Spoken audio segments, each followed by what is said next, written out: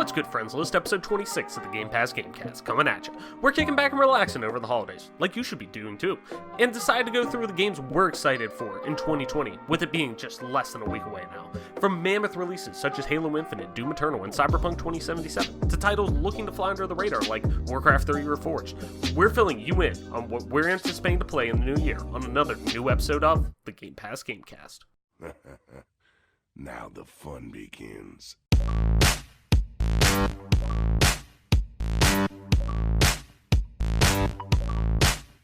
Budget. Stop! You violated the law.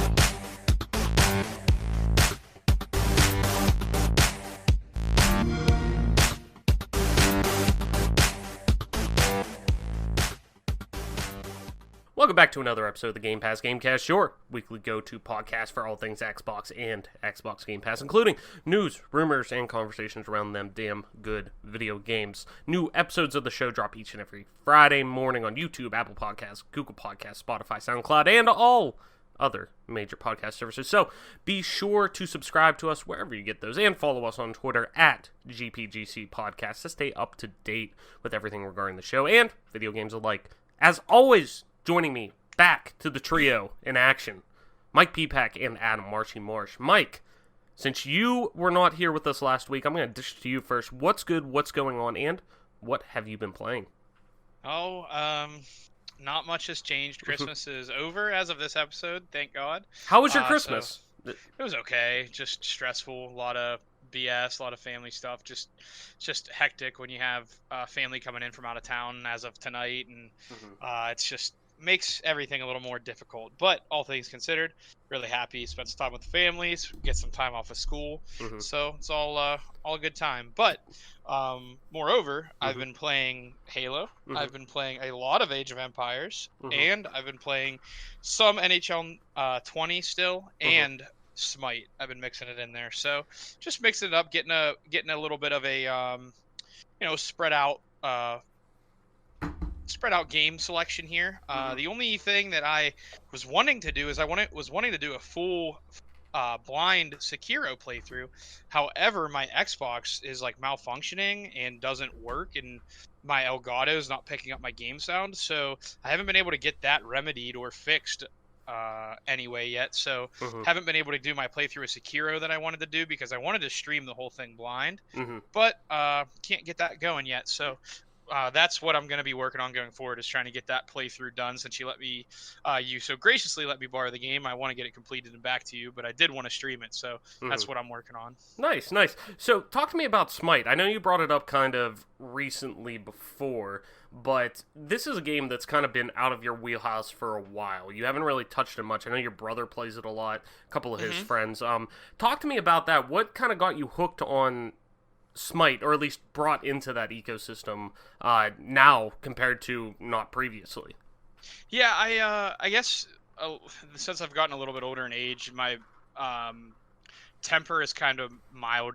It's becoming more mild than it used to be, and playing MOBAs was frustrating because no matter how good you did, you could still lose the game, which was more common in League of Legends. But the real reason why I've gotten into Smite and played Smite is basically because it's something that me and my brother can play together. He enjoys it, and then all of his friends play together, so we'll usually get 4 or 5 people in a queue together, which is just fun times. So pretty much just because my brother's really into it and his friends are into it, and I get to play a game with him that we both enjoy, that's why I've been getting into Smite mainly. I know it's an older game, and I know the population's actually probably getting worse than better, just because the game is getting up there in age. I'm still having fun with it, so I just started it, so having fun with it. Yeah, well, that's good, man. That's good. Adam, kicking it to you, man. What's good, what's going on, and what have you been playing, and how was your Christmas? Christmas was great, Travis. Thanks for asking. I recently rolled credits on Disco Elysium, finally. Oh, nice. Talk about that a little bit before you go into anything, because I'm really, really excited to hear, your kind of final thoughts on it now that you've kind of cooked on it for a little bit.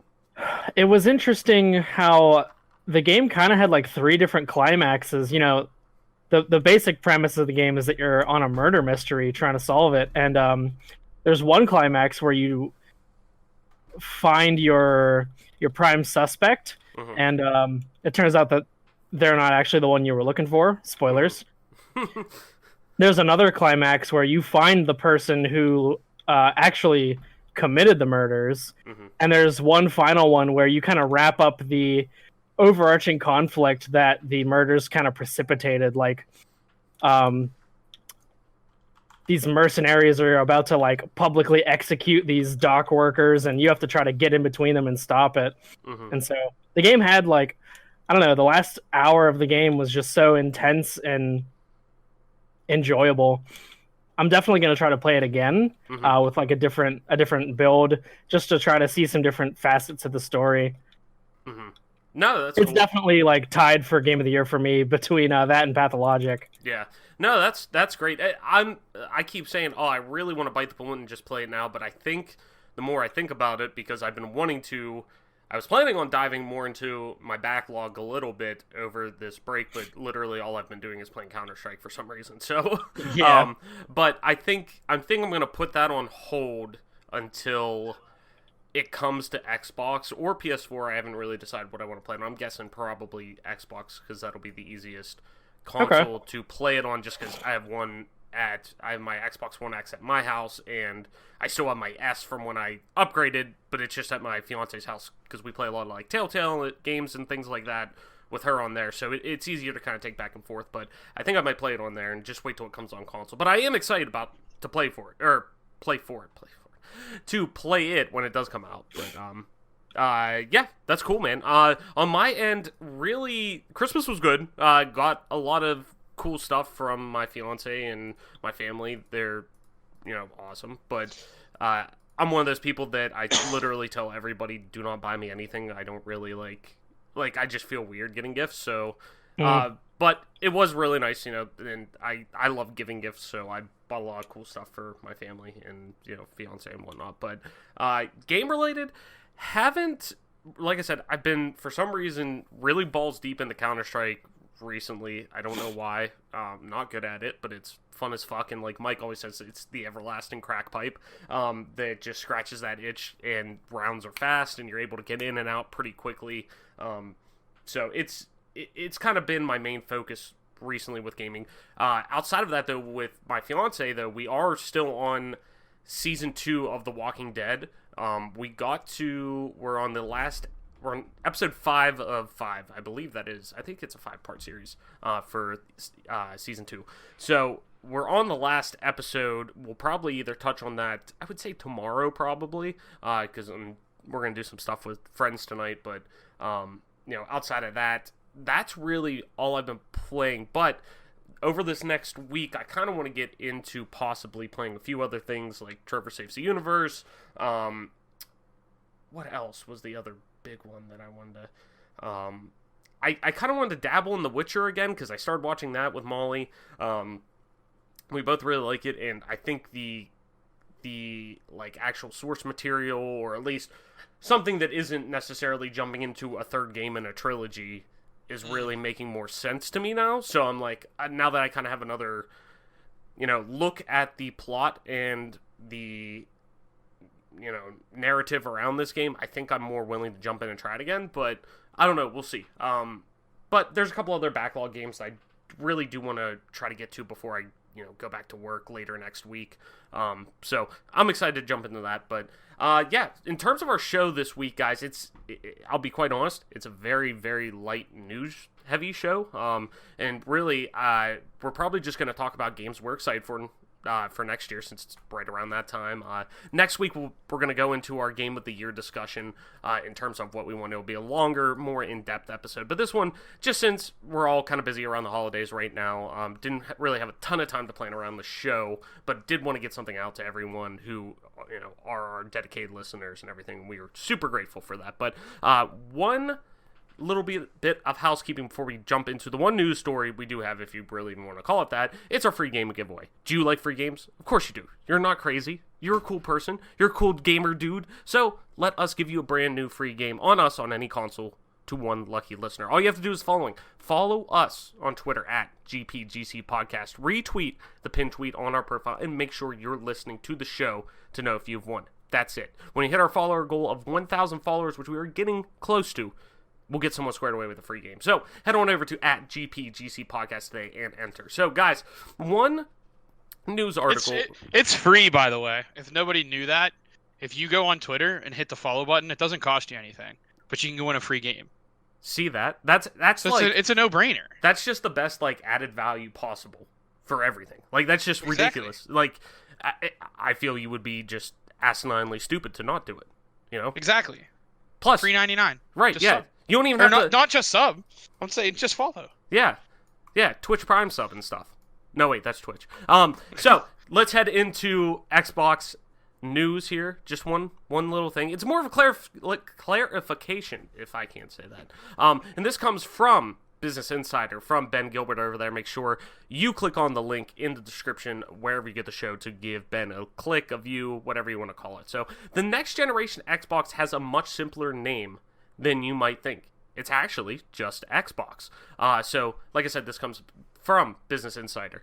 The next generation Xbox got a big reveal last week. This is talking about during the Game Awards, with the first look at the box itself and the name, Xbox Series X. The Xbox Series X is part of the fourth generation of Xbox consoles from Microsoft, following the original Xbox, Xbox 360, and the Xbox One generations. It's quite a list of names, especially compared with the simplicity of Sony's PlayStation line, which starts with the PlayStation 1 in 1995 and runs through the PlayStation 5, scheduled to release in 2020. But there was something particular about the way that Microsoft revealed the name of the Series X. Did you see it? The new is tiny, followed by Xbox in huge letters, and then Series X in medium-sized letters below that. That is really in-depth. I would have never thought about that. Up close, upon a closer inspection, it appears that Xbox is the make and Series X is the model, as if the name going forward for Xbox consoles is simply Xbox. Turns out there's a good reason for that. Quote, the name we're carrying forward to the next generation is simply Xbox, a Microsoft representative told Business Insider. And at the Game Awards, you saw the name come to life through the Xbox Series X. Like the first generation Xbox, the next one is simply named Xbox. It's a basic rebranding, but a meaningful one that could help simplify the Xbox line for interested consumers. It also clarifies Microsoft's intention with its console line. Quote, similar to what fans have seen in previous generations, the name Xbox Series X allows room for additional consoles in the future, the Microsoft rep told us. So, taking all that into consideration, what do you guys think? Do you think that's a smart business tactic or marketing tactic, I guess, to launch your next generation of systems as the same name as your first generation? Kind of like a soft reboot in a way, if you want to call it a rebrand, as many I'm sure would look at it. But do you think that calling the next series of Xbox either simplifies it or confuses it? Because on one hand, we all call, hey, what do you want? Are you getting it on Xbox or PlayStation? Like whenever you're talking about a game. But is it going to, in terms of the mass populace, not just the hardcore base, do you think whenever somebody, grandma runs out to the store to buy little Johnny an Xbox on Christmas, or for Christmas, they ask, hey, give me the Xbox. And they're like, well, we got the Xbox Series X, we got the Xbox One X, we got the Xbox One S, we have the Xbox Lockhart. Like, I think going with just that Xbox brand is going to have the potential to confuse some people. What do you guys think? Marsh, tell me what you think starting out here. I'm kind of split between what you said. Like, it can get confusing when you're trying to bring the legacy consoles into the conversation. Mm-hmm. Like, if I say Xbox with nothing else, I could mean the whole series, like the whole, 20 years of gaming. Mm-hmm. I could mean just the original. I could mean just this new series coming out in 2020. Mm-hmm. So there is that aspect to it. The one thing I do like about it is that it's a little bit just easier to say. It just rolls off the tongue rather than trying to say the whole Xbox Series X. It's just too much sibilance. Mm-hmm. No, understandable. One thing you did touch on, though, is, and it kind of falls into their marketing, I guess, if you want to say it, and what they've been doing for how many years now, they have always talked and preached of their backwards compatibility. So really, I mean, they're bringing all past 4 generations, 3 generations, sorry. 3 previous generations with them coming forward with the backwards compatibility, with all of your Xbox, or most, quote-unquote, Xbox games, Xbox 360 games, and then Xbox One games into next gen. So you are basically buying into just the Xbox ecosystem. But from that end, it does make sense. Mike, what do you think? Yeah, I mean, I can see your guys' arguments. They definitely make sense, and I think that a logical thinker would definitely share the same sentiment as you guys. However, have I have quite a different opinion on the situation than you two do. Mm-hmm. So obviously, when you're talking about the Xbox ecosystem or the PlayStation ecosystem, you just say PlayStation or Xbox to denote what you're talking about. Right. And then, people will ask you another question like, hey, which Xbox, like, when we get together as a squad, hey, what do you guys want to play tonight? Oh, let's play some Xbox. Well, which one are you talking about? And, when we're talking about the OG Xbox One, which debuted 18 years and a month ago, 18 years, a month and a couple of days ago, we say original Xbox. Right. Or you say a game that is synonymous with the OG Xbox. AMP2. So yeah, exactly. So I think it, as a marketing standpoint, it really makes sense for them to try to just simplify the game and just simplify the system and just call it an Xbox. I think the Xbox One X series, I think that does get confusing, like Adam said. However, with the sheer size in what this Xbox is offering, you can almost guarantee that there's going to be an S series following with maybe some dumbed down hardware and to make it slimmer. Game systems have always recycled the S model. I think that's kind of what they're positioning themselves towards. So overall, I like the move. I think it makes sense. You'll talk about Xbox One, Xbox 360, and the Xbox, and there's going to be some OG old heads out there that are going to be talking about the original Xbox like we would. But with the backwards compatibility working for most of the game and the Game Pass, it almost is making my old Xbox original that's still in Adam's basement, if we ever wanted to play it, it's almost going to make that system obsolete if this system is going to work and they're going to continue to make things backwards compatible, which to me, I'm still going to hold on to my original Xbox. It has way too much sentimental value for me to dump, but I think it's going to be great for people like me who have followed Xbox all the way through. I'll just be able to pick up this new system and enjoy those old games, Ninja Gaiden, AMP2, like I'll be able to enjoy those old school games on my new system without having to switch HDMI cords or go back to RGB and have an RF modulator and all that kind of craziness. I think it makes a lot of sense. I think it's great for Xbox, and I'm excited going forward for the system. I feel like they're trying to, we've talked about this a ton on this podcast on what Xbox can do to leapfrog themselves into the next generation and at least have a fight. And I feel like they've gotten two solid feet on the ground with the Xbox Game Pass and Ultimate. The cross play that's happening on a lot of games, Smite being one of them. Halo, hopefully going to be one of them very soon. And, the new Xbox is it.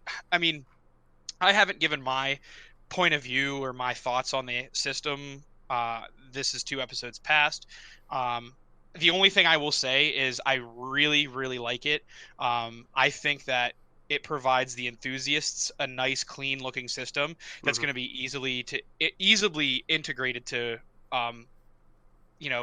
desks like you have, Travis, where you have all your stuff at home in one spot. It's going to be really easy to add to that. And I think it looks clean. And while it might be big, I think it looks clean enough that if there are those gamers that like to play on the couch, or they just play sports games, or the odds and ends RPG game on their couch, I think that it's going to fit in right with your, I guess people don't call them entertainment systems anymore, but us old heads, people always used to have those entertainment systems back when we were 16, 17, when big screen TVs are first coming out. You'd have those big ass wooden things that would hold them, and then everyone's shit was underneath them. People still people do have the cleaner wall hangs and things of that nature, but by and large, when people have, it's very in 2020, 2019, almost 2020, 99% of people are getting minimalist furniture. For the most part, but I think that it's clean enough that you'll be able to include it and it's not going to look out of place. Oh, 100%. And I think that's what they were aiming for, and I think they knocked it out of the park. Now, is it bulky? Is it bulky? We won't know. I'm guessing it's going to be a little bit bulky, which is a con. But like the controller, they're knocking out of the park. I mean, it makes sense. It's just a nice little light system. It kind of gives you the feeling that they're going towards a gaming rig, which is one of, when we were talking about what our predictions were, that's something that I said that I thought Xbox and PlayStation 5 is going to go to that too, because it just makes sense, because pretty soon these consoles are going to be pretty damn close to gaming computers, Oh, and for sure. we'll see what happens. But I'm just excited for the next generation, and I think that Microsoft's done a great job at putting themselves to be able to compete with PlayStation. And Nintendo's always going to have their niche group, and they're never looking to compete with Xbox or PlayStation. Like, let's be real. While they do want to get the sales, there's so many people out there that are diehard Xbox or diehard PlayStation, but have a Nintendo because people really enjoy Nintendo, myself included. Yeah. I just haven't had the $300 to spend on a Switch, Right. and one day I will. But For the exclusives, especially. I mean, Yeah. you can't play Zelda anywhere. You can't play Mario anywhere. You can't play. Yeah, and people say buy the light. Well, I've never had, like, the only portable game system I ever had besides a Sega Game Gear was the original Game Boy that didn't even have color. So I've never been a portable gamer. Like, I just haven't wanted that. Now that the tech's catching up, it's probably not as bad. But to me, my main way to play would be to plug it into the dock into my bedroom at home and play on my TV while my girlfriend sleeps. Like when I'm playing Zelda or whatever, when I want to play a game like that. Oh, I totally agree. That's exactly how I would want to. For the longest time, I actually, when I first got my Switch, I played pretty much only in docked mode. Then I went to, like, really only playing it in handheld for the longest time. And then, like, the past few months, I've gotten back into docked because that's just how I've always enjoyed playing my games, is on a TV or on a monitor, right sitting down. And I like handheld gaming, don't get me wrong. Obviously, if I'm saying I played a lot of my Switch handheld, I'm obviously getting some enjoyment out of it. But at the same time, though, like, I'll never go back on, if it ain't broke, don't fix it type of deal. Like, I'm traditionally going to associate playing Zelda on a TV, not in handheld, just because of the sheer volume of titles that have come out. So I agree with you on that. That would be my way to go with it. Plus, too, if I'm buying a fully loaded system and it's something like where the Switch is this hybrid, but at the same time, it is a home console first for a lot. Like, primarily, it's a home console, and what they're marketing it as is you playing on your TV, but you could also take it with you if you want. Well, if I'm getting into that ecosystem, I would want the whole thing, and if that means spending another $50 to $100 to get the full package, I'm gonna do that. Like, let me ask you this, since the show's light on news, and we've kind of covered the news at this point in time. Yeah, oh yeah. I don't mean to hijack the show, but I kind of want to, pose a question to the two of you, since you guys are both what I would consider diehard Nintendo people. When I think of Nintendo, besides you two and Spat, like, there's no one I think first, besides maybe my buddy Jackson, who plays competitive Splat. What would you guys say to the next generation of Nintendo Switch, since they kind of tested the waters with Lite? What would you say with that to them going to a souped-up console like the PS5, like the Xbox One X Series, and then doing a Lite later like they did this generation to cover that wireless or like mobile play gap that they're looking to cover? You know how they used to have the Game Boy SP and those games with the technology that they could use with the Lite. It almost feels like they could do with this next generation a more souped up base console, and then you'd be able to buy the mobile version. So let's say they bust in with a console a year later like Nintendo usually does. Let's say at 2021 holiday, they're going to bust in with a console that's going to be the same price point as the X and the PS5, which we're speculating different prices. You're saying $399, I'm saying at least $499, whatever it might be. We'll just say, just for the middle catch-all, their base system that's souped up, that you're going to get 60 FPS when you play Zelda Breath of the Wild, is going to be $450. And then they announced that they also will have we'll call it a Switch 2 Lite, if you will, just because we have no clue what's happening. And they're going to say that they're going to charge $150 for that. So they're going to knock some price off the Lite, which was $200, because they're going to have this base model for $450. How do you think that would do in terms of sales, or just you being a Nintendo enthusiast? I know that would, that could potentially scratch both of your itches, because $150 for let's say you buy the $450 system, you get a coupon for $50 off the Lite 2. Let's say that's kind of how they entice you to get the mobile also. How do you feel that would do? I don't know what sales would do, because I haven't seen the light sales. I've never done the research. If we need to punt and come back to it after some research in another episode, that's completely fine too. You can edit this out. Mm-hmm. But I just want to hear what your guys' opinions are. And if you need me to restate the question in a more clear method, I will absolutely do that. But this is literally just hip fire. I just came up with this idea. No. Mike. I don't think Nintendo will ever try to get into the arms race. I think they've tapped out of that a long time ago in terms of saying, okay, we've seen what we've gotten success with in terms of what we offer. It's people are wanting our exclusives. People are wanting mobility with playing, like you're saying too. We don't need to. Nobody's ever gone to a Nintendo system for sheer power and sheer graphical fidelity.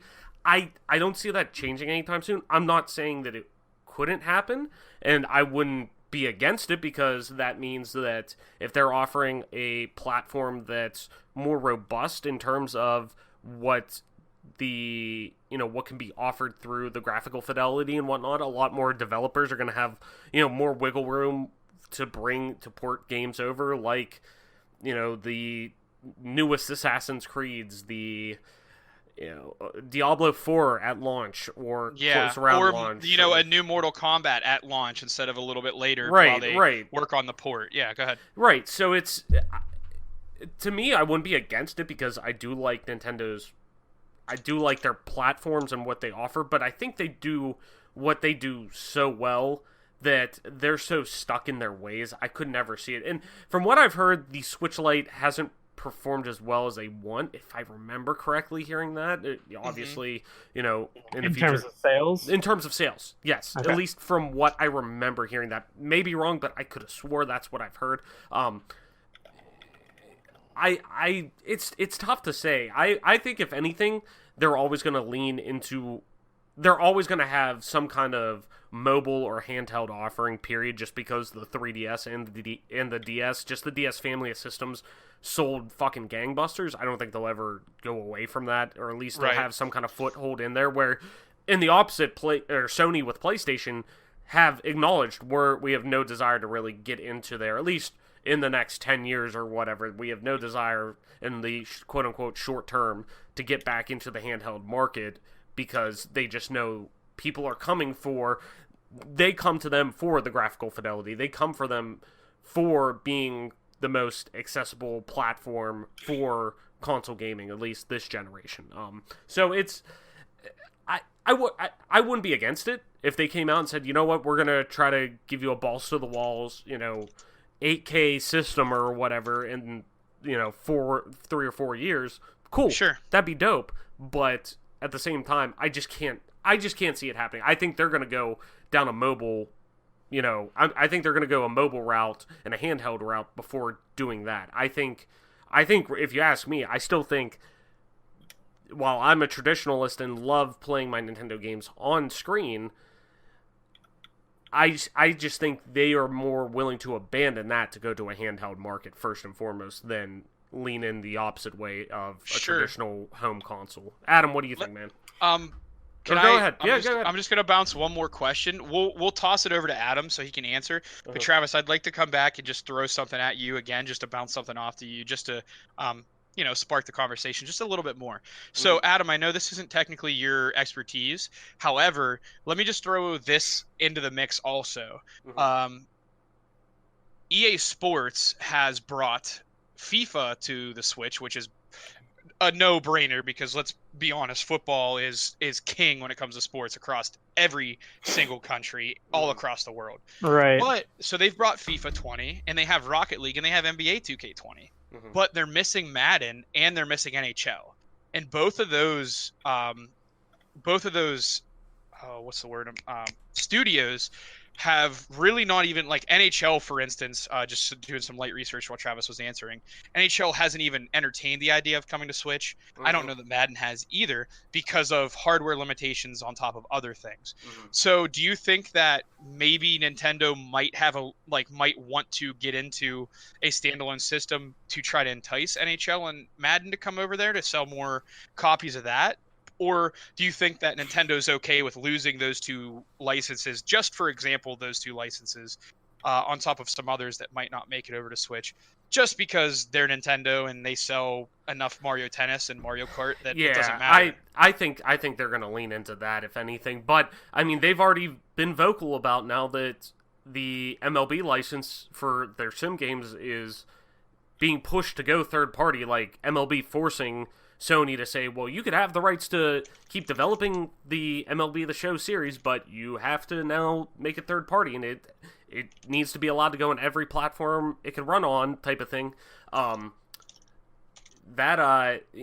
sure they're ecstatic that they're getting that, because they've already tweeted, like, acknowledging that, hey, like, that means it could come to us now. Cool. Like, so I would see that come, but, like, I think if anything, they're going to lean into, they've seen sales for Mario Golf or Mario Tennis or Mario Kart. I mean, like, Mario Kart's one of the best-selling IPs ever in gaming. And that's a fucking offshoot. I mean, a lot of people now even think of that before traditional Mario games, or at least have a touchstone with that ahead of traditional Mario games. So I'm curious to see what you think, Adam. But for me, I think they're going to lean into the former rather than the latter. Like, they're going to stick with their bread and butter in their own first-party IP, knowing how well they sell. So you think that like sports simulation enthusiasts, because you've used that term previously in our podcast here, so we'll say like sports simulation enthusiasts, people that are looking for serious games of sports, that are looking for like a lifelike experience, will be pushed elsewhere just because Nintendo sells enough as it is, and they don't really need to bend their hardware vision to get other markets towards their console. Yeah.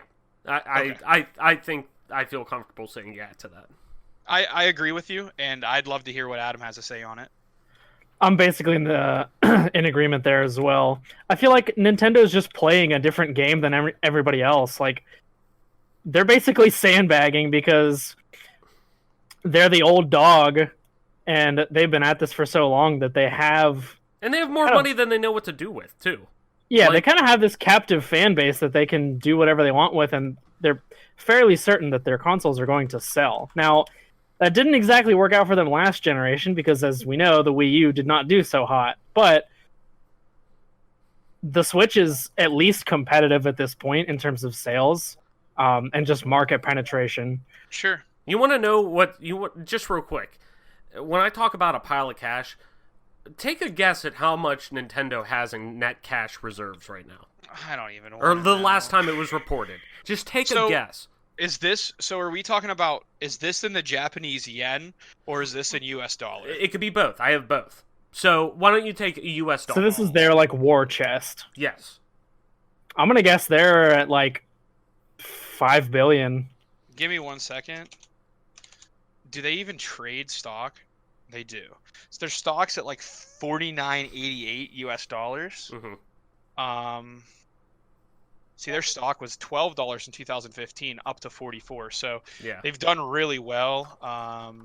Their stock opened in 1998 at $12.75. Just for those out there that might have any interest in economics, it spiked up to there was a peak at like 75 in 2008.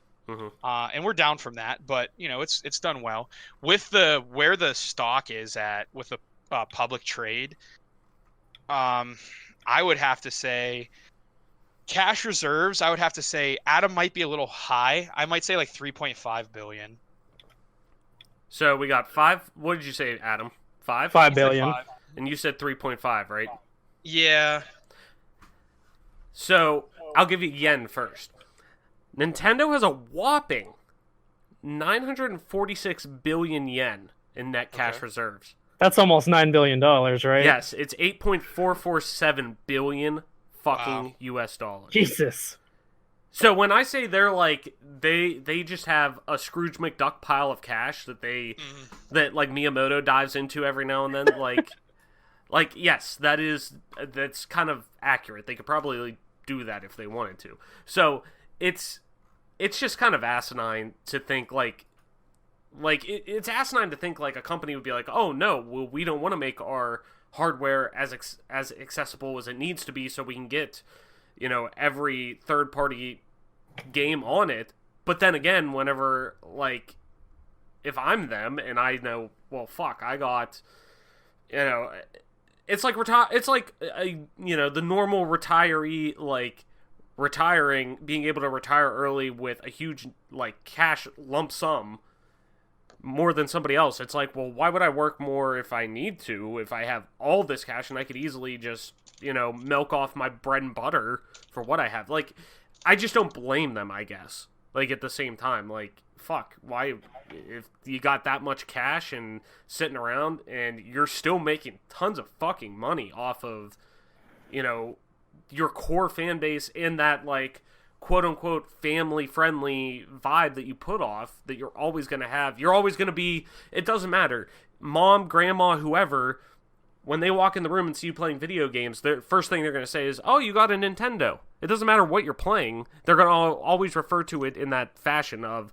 they just have that, it's like the Kleenex and type of mentality with tissues. Yeah.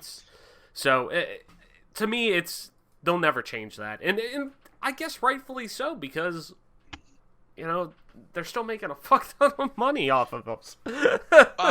If you don't mind, I'd like to spin it back, kind of to fit the mold of our podcast, because at the end of the day, it's our podcast. I understand we're supposed to be talking about Xbox by and large. Yeah. Just a quick shot comparison from you guys, just because we're on the topic of Nintendo, thanks to me sidewinding the entire show and derailing it. Well, of course. Do you feel like, I think this is a no-brainer question, but Nintendo's legacy as far as characters, apparel, all those other things really helps them as a brand, keep them afloat with the 8.9 billion in reserves that you're saying they have. Now Xbox is kind of, with their exclusives, have kind of fallen off. But outside of like Master Chief and Marcus Phoenix, who do Xbox fans have to cling to than Mario?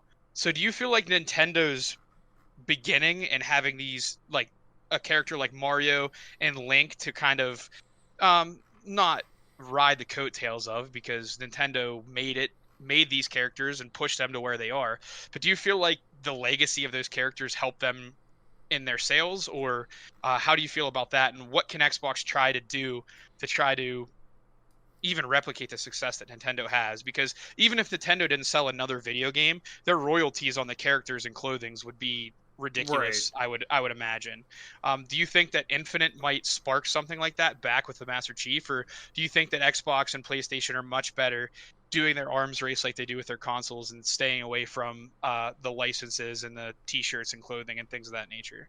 Adam, I want you to answer this one first. I kind of have a little bit of a theory in mind, but I got to cook on it for a second. So you kick us off. I'm going to say I don't think Nintendo and Sony have ever really been successful at the mascot game. And this is just another example of how the different platforms are playing different games, right? It's not a symmetrical war. They're doing the Sun Tzu thing and kind of fighting where the enemy is weak, fight where they aren't, so that they can play to their strengths and exploit the weaknesses of their competitors. What I mean by that is, so obviously Nintendo has strong mascots, it has strong, just like brand recognition, and it has very like appealing and universally, I guess, beloved mascots. Microsoft and Sony would have to compete really hard and invest a lot to like do better than Nintendo at their own game. So it's probably to their benefit to not really try too hard in that respect. Obviously you got Master Chief and Marcus Phoenix, but they're not mascots in the sense that they like kind of sell the entire brand. The systems are what's selling the brand, right? It's not like, I guess to some extent, like Master Chief is selling Xboxes, but he's not the only thing. And at the end of the day, he's not like the whole reason to be for the Xbox. The reason to be for the Xbox is to be a powerful gaming console. Whereas, Nintendo kind of has Link and Mario, who is it like a thing with the consumer also, where like let's say I gave you the choice between wearing a Master Chief shirt or a Mario shirt. Do you like it almost seems like people have less shame to wear Mario gear than they would Halo gear. Or any even Gears of War like versus Mario. Like I don't know if it's like a shame thing or if it's just more of like a Mario's more widely known so people won't feel so like because there are those people that'll wear those really niche clothing where they don't really care that nobody knows what brand they're representing. But like everybody loves Mario. Like I don't think you it's can be a just gamer if you don't like Mario. Yeah, I think it's just because the Mario stuff is just more accessible. Where like I have a pretty like minimalistic like Xbox shirt that I bought at GameStop or something like that. I can't remember. I think that's where I got it. But like you're seeing more and more like actual gamer quote unquote fashion come out. Like if you go on gear.xbox.com, they have like a winter collection, they have a summer collection, they have like all these like fashion-esque style clothing now with like Halo integrated into it, or just their regular Xbox branding. Forza, there's some stuff, Gears, where it's like not necessarily the like Hot Topic graphic tee style, which like me personally I fucking love. I love graphic tees. I get stuff like that all the time from Hot Topic and shit like that. Because I like to show off that I like to like flaunt my virginity and my nerddom. Like I like to do that stuff. So like I'm cool with that. There are some people though that are, I guess, a little tentative to do that, but I think that is cool that Xbox is doing that now, where they're making these like, and PlayStation's doing it to some degree as well too, and even Nintendo. But Nintendo was much more upfront of, hey, here's Mario, hey, here's Zelda, hey, here's this. It's flashy, it's poppy, it's got like a foil print on it, where you're seeing more and more. You know, it's always been that way with, like, Xbox and PlayStation, where it's, here's where the grown-ups play, you know, type of thing, where now they have this more, like, fashion-esque, that you could see somebody at the club or the bar wearing this, like, fucking Xbox shirt, or a PlayStation shirt. So, like, I don't think they need to lean into that shit. I think what they're doing now is fine, but I don't think it would hurt. But like Adam said, they've always, both PlayStation and Xbox have always had a hard time with the mascot arms race, where at least Xbox has had the Master Chief for so long. Granted, he's lost a little bit of brand recognition, but people are still fucking balls deep into Halo, as we've seen being this, like, having a record day on Steam whenever the MCC dropped. Like, there's still brand recognition with the Master Chief and Halo. But even, like, PlayStation has really struggled with it, where they've struggled to have that mascot, that quote-unquote, you know, when you think of Nintendo, you think of Mario. When you think of Xbox, you think of Halo and the Master Chief. Like, they haven't had that. Like, yeah, Uncharted's great, but I don't think of Nathan... I think of Nathan Drake whenever I think of them, but that's just because I love Uncharted. But I don't expect, you know, casual gamer 101 to go out there, and if I'm like, hey, what do you think of first when you think of PlayStation? They're probably going to sit there and think, I'm like, oh, well, I like Days Gone, I think like of The Last of Us. But, like, I don't think of Ellie as a forward-facing mascot for them, because, like, at the same time, it's, I guess, a good problem, because they have so many strong exclusives to taunt. Sure. So, but I don't think they would need to lean into that. I think if they do, I'd rather them focus on one or two. Like, I'd rather them lean into the Master Chief. And even, like, Xbox has had, like, success financially in terms of merchandising with Minecraft, but even then, Minecraft doesn't have... They have Minecraft Steve, but he's not on everything. You see Minecraft Steve. You see Creepers. I think, like, the Creeper is usually, like, the thing. You would think, with the Minecraft. It's almost like in Borderlands, where you don't think of your character or even Handsome Jack. You think of the dude with the gas mask. The Psychos. The Psychos, like which aren't even like... It's kind of like that situation, where they're like an enemy that you face. My nephew just got some Minecraft, whatchamacallit, pajamas, and you know, they have the creepers on them, so I guess that's kind of what they're going for. But no, I mean, I definitely agree with you guys. My opinion on the whole you know, debate we just had, basically falls in line with you guys. I think Xbox and PlayStation are better off focusing on their esports endeavors, trying to focus on growing their esports, because that way, over clothing, things of that nature, they're selling hardware and they're selling software with games, and they're selling their online services to tournament organizers and all the players that want to practice. Where Nintendo, even though they have competitive Splatoon and Super Smash Brothers, it never feels like Nintendo's really focused on growing competitive gaming, which is completely fine, and I don't think anyone really cares. But I think, we've discussed it a million times over the podcast that, and you guys have said it multiple times in your arguments or thoughts, for lack of better words, that Nintendo really just is playing a different game than Microsoft and Sony is, and that's the way it's always been, and that's probably the way it always will be. So I definitely agree. I don't think there's any mascots you can really cling to with Xbox besides Chief. And there's old school players that have left Xbox because they've just grown away from Halo. They didn't like the direction that game went in particular, or whatever the case may be, but they still think Xbox is synonymous with Master Chief. So it's really cool, and I think it's really interesting to just kind of inspect these different systems, especially on an Xbox-centered show, where you can kind of look and see the strong suits of what the different companies do and what the other companies are trying to do.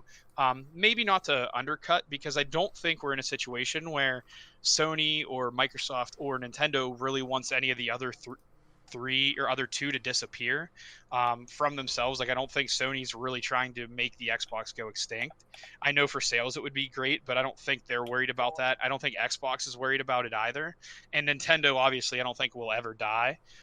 So it's just cool to see, like, as gaming has evolved since we were younger, and the Xbox original versus the PS2. Well, PS2 has Gran Turismo, and it has this, and it has that. Well, original Xbox has Halo, and it has Ninja Gaiden, and it has this. Like, through the times, we've seen a lot less Xbox versus PlayStation. We've seen a lot more like, well, PlayStation has this to offer, and if this is your thing, go with them. But if this is your thing, go with this other system. And I think it's cool that as a society, a gaming society, we've all grown and kind of evolved, because I might not be a PlayStation fan myself, but if someone's looking for an RPG experience, until Xbox gives me a reason to tell people to go with Xbox, I'm telling them to go PlayStation, and it's that simple. No, so definitely, totally agree. So let's kind of head into, I did have a main topic, which, trust me, I'm glad we went and had this conversation. Like, I sometimes like doing just those, like, free form, like, let's just, especially weeks like this where there's jack shit going on for the most part. Yeah. So I do like having those free form discussions like that.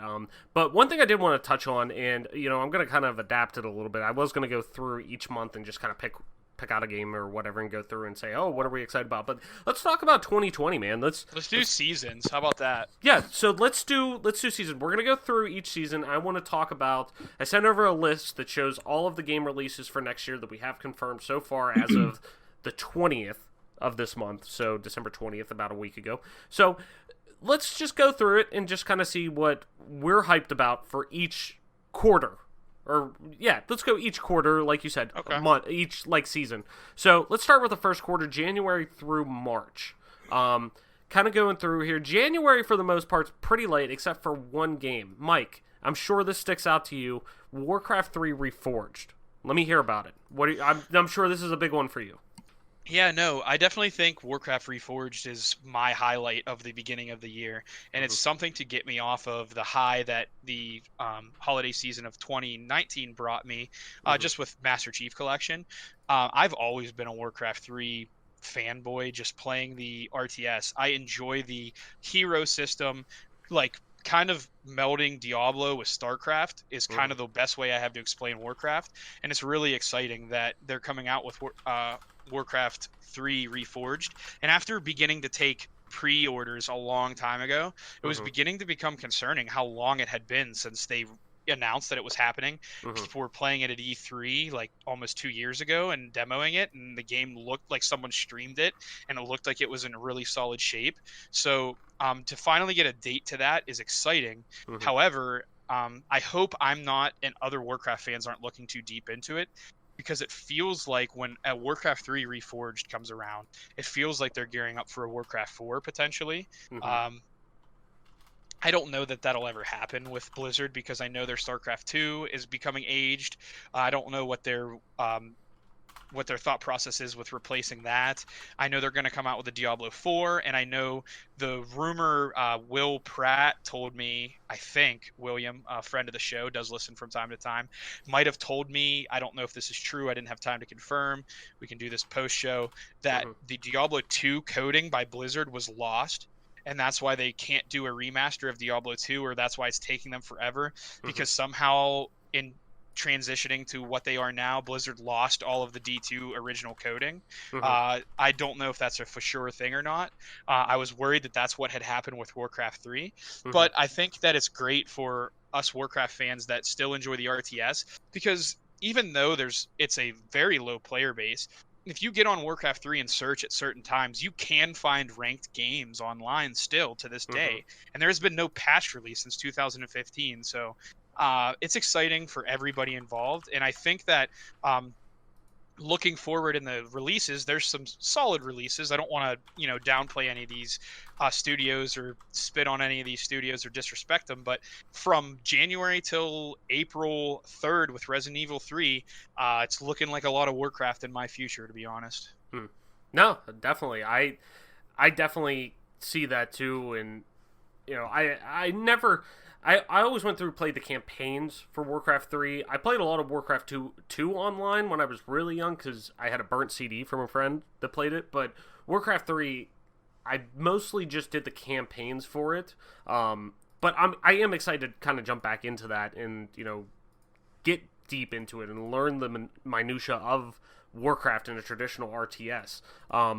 Really, outside of me, for the first couple, January, February, March, looking at it, I am excited for Ori and the Will of the Wisp. That'll be the first big Xbox first-party game that comes out. I do want to play that. Loved Ori and the Blind Forest. Excellent game. You can play it on both Xbox One, PC, and Switch now, too. So if that's something that interests you in terms of, like, Metroidvania platformer-esque thing, really enjoy it. Really great game. Bleeding Edge comes out, too. For me, though, Doom Eternal is probably the biggest one for this first 3 months, first season, quarter one. It's between that and Final Fantasy VII Remake, which is a PS4 game, obviously, but at least for the first year. So I won't dwell on that too much. I'm really excited for that, but I'm not going to really dwell on that too much since this is a Xbox show. But Doom Eternal, for me, really sticks out. I loved Doom 2016. I preach of that all the time. That's one of my favorite games of this generation. It really kind of hit me in terms of how fun it is, the combat, the traversal, everything involved with it. It's just like an adrenaline rush from the start to the finish, and really nothing has scratched that shooter itch from at least a campaign perspective with that game did this generation. So I can't speak enough of that for a first-person shooter at least. But that's my big one for that. Marvel's Iron Man VR looks really good too. That is a VR game that I'm really excited to play. But like I said, PSVR, don't want to dwell on that too long. Adam, what sticks out to you, man? For the first quarter, I mean, I'm obviously going to be in Warcraft 3 as well. Oh, for sure. Bigly looking forward to that one. But that about does it for January for me. As for the rest of the quarter, March is going to be my big one where I'm looking forward to Animal Crossing. That's something I know I'm going to be playing with Alexis a lot. I'll probably jump into Doom Eternal and Persona 5 Royal. I forgot about that one. We definitely want to play through those. And once I finally get some time to myself after the excitement from those games has died down, and either that or Alexis is just playing games on her own again, I'm going to be deep into Mount and Blade 2 because, I mean, I've been playing Warband again recently, and I finally loaded up my old save where I have probably 120 hours in. I'm so close to conquering the whole continent. I've been looking forward to Bannerlord for a long time, and to just have that whole experience over again, where I don't feel like I'm just starting from scratch, but it's like something new and exciting. That's going to be pretty awesome. Nice, nice. Well, let's move into the next quarter, and that's April, May, June, really, I guess, if you want to say it. And we don't have much for June confirmed yet, but obviously that'll kick more in once we get to the new year. But I don't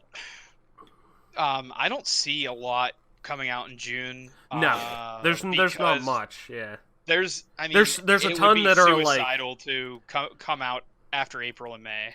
Right, yeah. For the game. Really, for the most part, yeah. And there's a lot with, summer 2020 or spring 2020, like, quarter 3, 4, fall 2020, stuff like that. So we'll kind of touch on that as we go, but let's go for this April, May area, because those are the two big ones that we're going to want to hit. Big games that stick out to me. RE3, Resident Evil 3 Remake, Cyberpunk 2077, Tactics. Minecraft Dungeons does actually look good. That's like a Minecraft game I'd actually would like to sit down and play. Wasteland 3 and Marvel's Avengers 2. Obviously, Last of Us Part 2 comes out as well, but like I said, we're not going to dwell on that too much, even though I am ridiculously excited for that. Let's talk April 1st. RE3, Cyberpunk 2077. Which sticks out more for you guys? Obviously, Cyberpunk is such a big, massive game that's been in the making for the better part of this decade, and really is going to be kind of that swan song for this end of this generation. And hell, even from what a lot of people say, looks like, and people have played it, feels and looks like the first true next-gen game that we're going to play.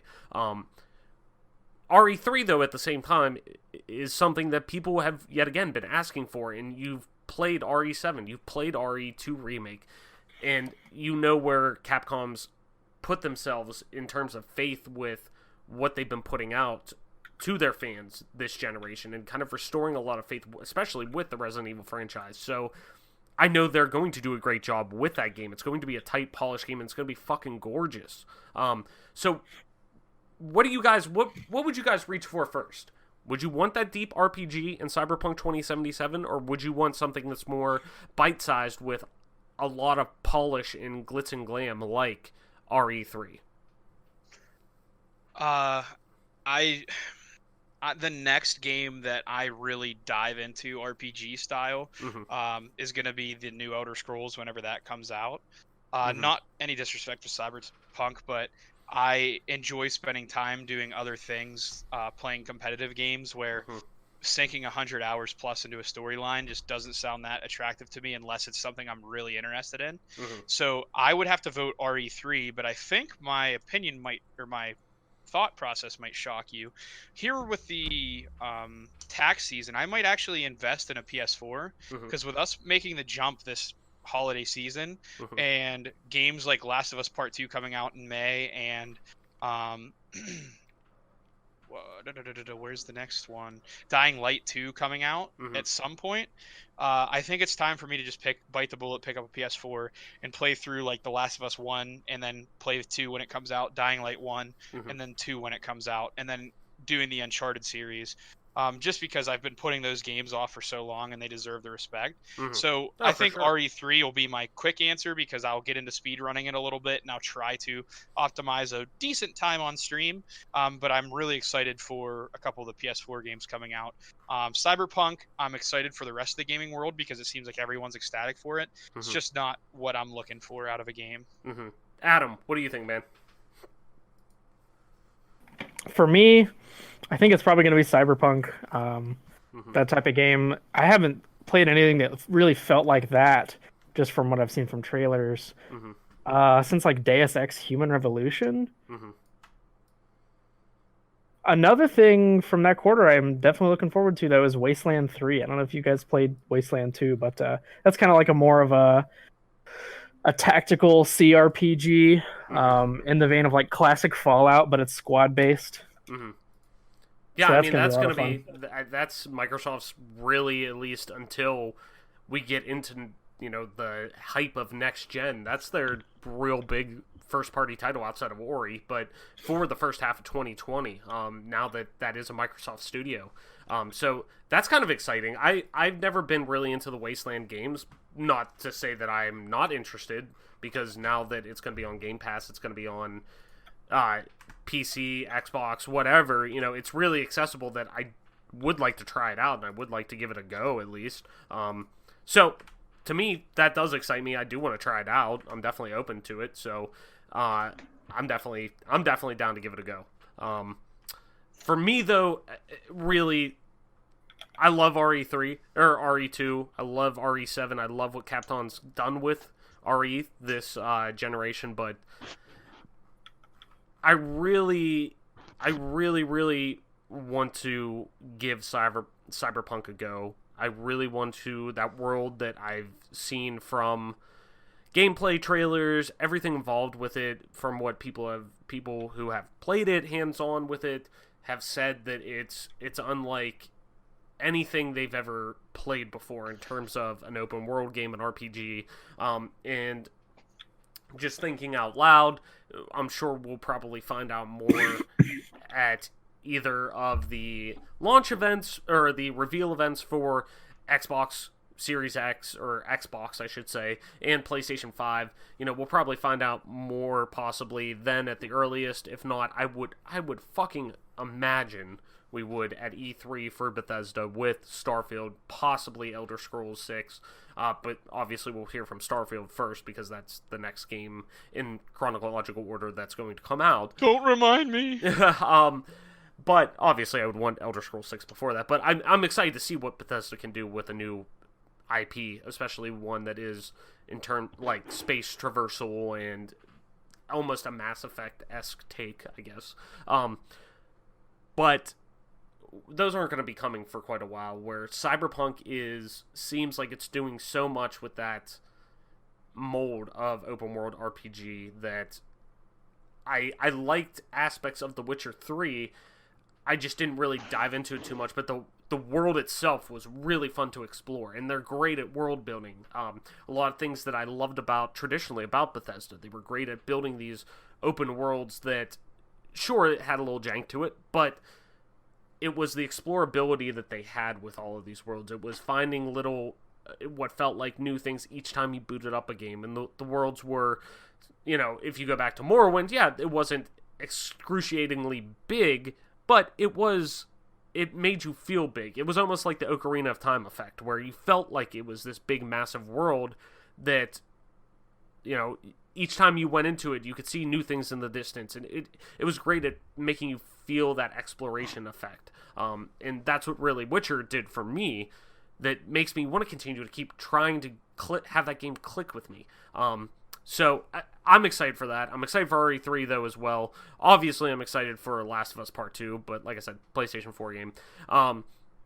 Marvel's Avengers, though, more of that I keep seeing, I get more excited for. I'm not a big Schluter guy. I'm not a big Destiny guy, but having a Marvel take on it, and having, IP that I love and cherish involved with it, and it more being like a third-person action game, I'm down to give it a try.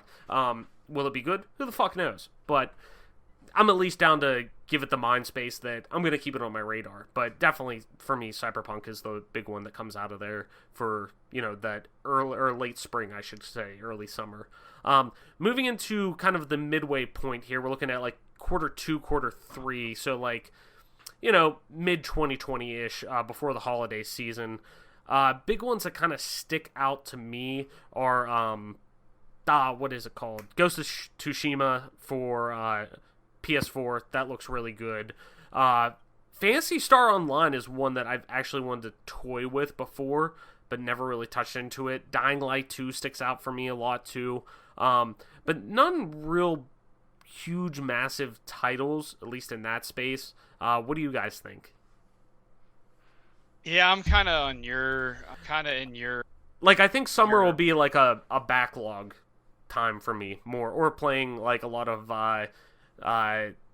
games as a service or something like that, like knowing that next gen is right around the corner. It might be one of those like, oh, I'm going to try this game out. I'm going to try this game out. Not like, oh, fuck, I cannot wait to play this game that's coming out. But granted, that may change with a Nintendo Direct, Inside Xbox, or a State of Play that pops up. So yeah, I'm kind of in your ballpark there. Like, I feel like it's kind of a time where we'll get caught up on other games that we wanted to play that we just didn't really get to play yet. You know what I mean? Mm-hmm. Oh, definitely. Adam, is there anything that sticks out for you? There's a lot of PC stuff on this list that I know you're a little more in tune with the indie market. Nothing that I'm really seeing here is jumping out at me. Mm-hmm. So and I meant to bring this up before. Actually, the one game that I'm just literally frothing at the mouth to play that's coming out in May, Fast and Furious Crossroads.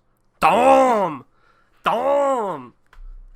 I am ready to be Vin Diesel in a car and just fuck people up and then bring them to the barbecue with the family later after having some, like, revolutionary, understanding of each other with his enemies. So I'm really excited about that. No offense to the developer, but that game looks really bad. But hey, I like playing trash sometimes. So let's head into the big quarter here. Quarter 4, holiday 2020. We're getting our Xbox Series X, console launch, PS5, all that good stuff.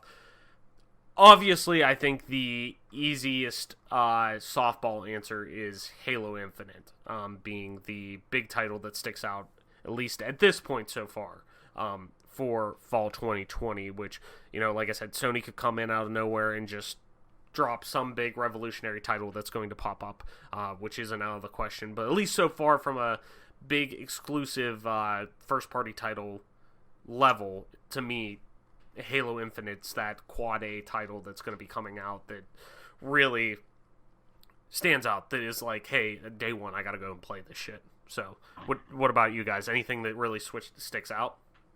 Not besides Halo Infinite, really, to be honest. The rest of them are looking, no disrespect to the other games, but it's no secret that we're Halo fans here and we're Xbox fans, and that's what we're looking forward to going forward. Mm-hmm. Definitely. Adam, anything stick out for you, man, before we put a bow on it? Let's see. I thought there was something, but I might be wrong. I mean, Godfall looks cool. That was that title that was shown, that was a PS5 title, PC title as well on Epic Games Store, that was shown during the Game Awards. That looks cool, but it's more of like a slooter with swords for the most part. I'm just not, that's not my cup of tea for the most part. Axiom Verge 2 looks really good, because I'm a big fan of Metroidvanias, so I'm all about that. I would love to see that team try Nintendo give them the reins and try a 2D Metroid, but outside of that, it's Halo Infinite for me. But what about you, Adam? From the list of other 2020 games, we've got the Legends of Runeterra, which I believe is their card game in the Riot Games space. I'm looking forward to that because I've been wanting something to fill the Hearthstone hole in my heart, where like I've really fallen off of that game. I've just kind of gotten bored with it. So being able to play that would be cool. And also, I could be completely off base here, but N1RV and -A, or Nirvana, I believe that is a sequel to Valhalla, which is a visual novel. That was a game I liked. So if that is the case, I'll have to look into that. But if that is a sequel to that game, I'd be looking forward to that. Hell yeah, man. So, there's some cool stuff coming 2020, that, to say the least. Obviously, we're going to know more. There's going to be more than just Halo Infinite launching on Xbox Series X. I'm sure they got to have a launch lineup on both sides, PS5, PS5 and Xbox. So it'll be interesting. Definitely that later month. But there's a ton of good shit coming out at the beginning of the year. My wallet is going to be literally weeping in my arms, just saying, "Stop. Please stop buying fucking video games. You don't have time." But that'll about do it, guys. Just put a bow on this little Christmas break episode here before we kind of dive into our Game of the Year discussion that's probably going to start next week. Mike, where can people find you to talk about games that you're excited about for next year and moving forward? You can find me where the little bird tweets at TOYSXLDIER and on Twitch at MP_Toy Soldier. And Adam, where can people find you to talk about them video games? You can find me on Twitter at AC_Marshy. That's at AC_MARSHY.